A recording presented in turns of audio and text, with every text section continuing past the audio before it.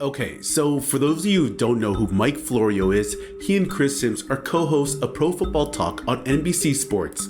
And Florio has a history of rubbing people the wrong way.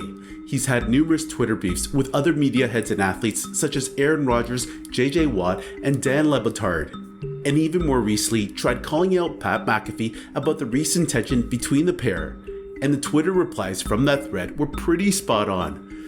So Pat, like he's always done in the past, posted an old tweet from Mike Florio from 5 years back about how he walked away from a couple $1 million to pursue a career in the media.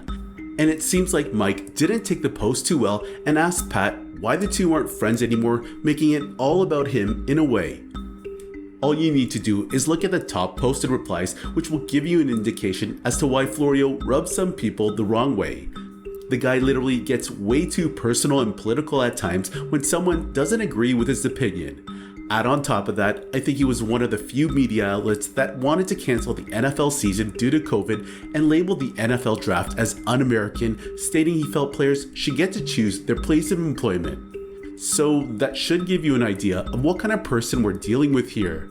And for my poker or battle rap fans out there, Mike Florio is basically a mixture of Justin Bonomo and a 2022 Sol Khan. Before we get into it, guys, if you want to see more NFL news and stories, make sure you like and subscribe to the channel, as it really helps promote these videos across the platform. So a few days ago on Vlad TV, Warren Sapp had a couple takes in his interview with Vlad, stating that his former Buccaneers head coach Jon Gruden was not a racist, and that he heard that Colin Kaepernick's workout with the Las Vegas Raiders was one of the worst workouts ever. Gruden used a racist stereotype to describe NFLPA Executive Director DeMaurice Smith, saying DeMaurice Smith has lips the size of Michelin tires. That's racist? If he said, when I walk in my locker room, it looks like I got a bunch of DeMaurice Smiths in there by the mouth, that would be a racial trope.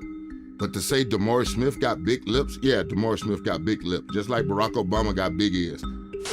Well, he also called Roger Goodell a faggot. That's not racist. In football. That's not racist. It's homophobic. I asked a question. I said, what's the racist statement?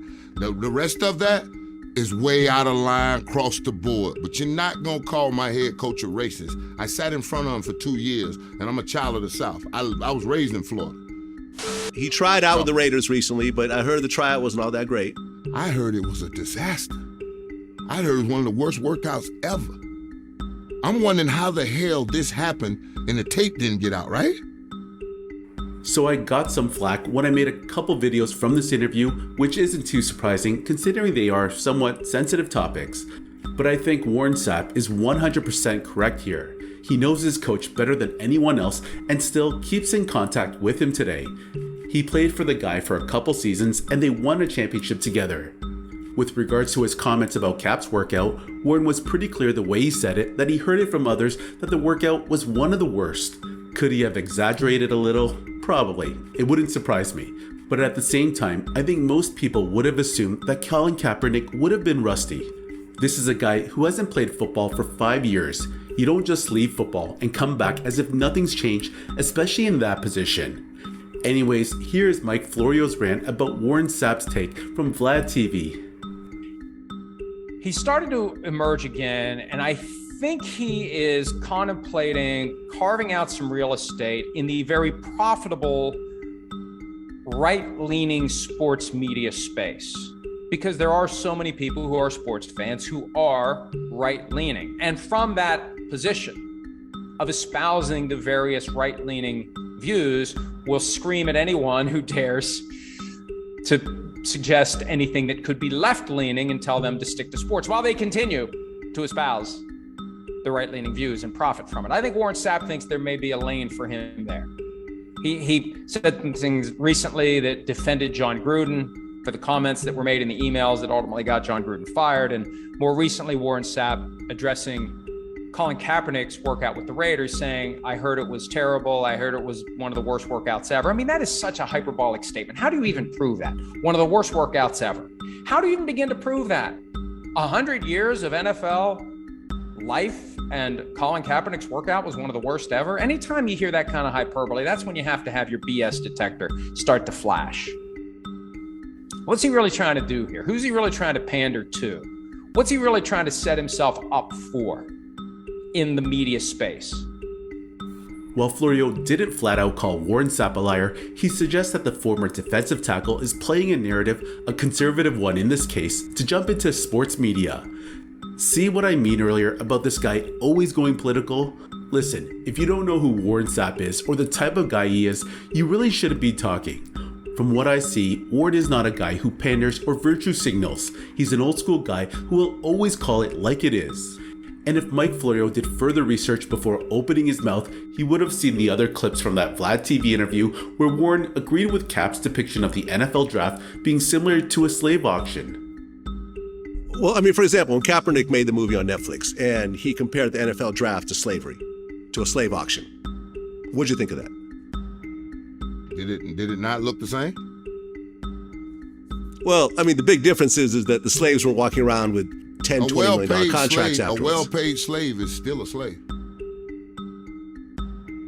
Okay. The house Negro that slept underneath master's roof, that got to drink lemonade, that wasn't out in the outhouse, was still a slave. Now, I remember when this came out on Netflix, it was pretty much criticized from the right and ignored by the left because it was such a bad take. Most of the people, left or right, thought this was such a bad comparison because NFL prospects do have a choice of whether they want to participate in the draft or not. And I somewhat understand what Warren is trying to convey, but merely pointing this clip out just to show you that Warren speaks his truth and what he believes. He's not someone who's going to say what everyone wants to hear. Even this take here about why there are only 2 black coaches in the NFL, Sapp understands that it's because NFL ownership is an old boys club. Come on, man. It's just one of those good old boy systems. I mean, it's always been that way. I mean, I'd never had a black head coach until Tony Dungy walked in the building in 1996. So going back to Warren Sapp's earlier comments about Gruden not being a racist and Colin Kaepernick's terrible workout, to call this an attempt at trying to earn some brownie points from the right is utter nonsense. And Mike Florio questioning how Warren Sapp would know about Cap's workout, like, how hard would it be? Warren is still very much involved in the league and has his ears to the streets, so to speak. Just recently, he was coaching the Washington Commanders, and if you know anything about the league, it's that players, coaches, and GMs, they all talk. Like, how hard would it be to find out how the workout went? Sapp used to play for the Raiders, and I'm sure he still has some connections there. And like I said earlier, it's been 5 years since he last played. Even Tom Brady would look bad if he hadn't played for that long of a stretch.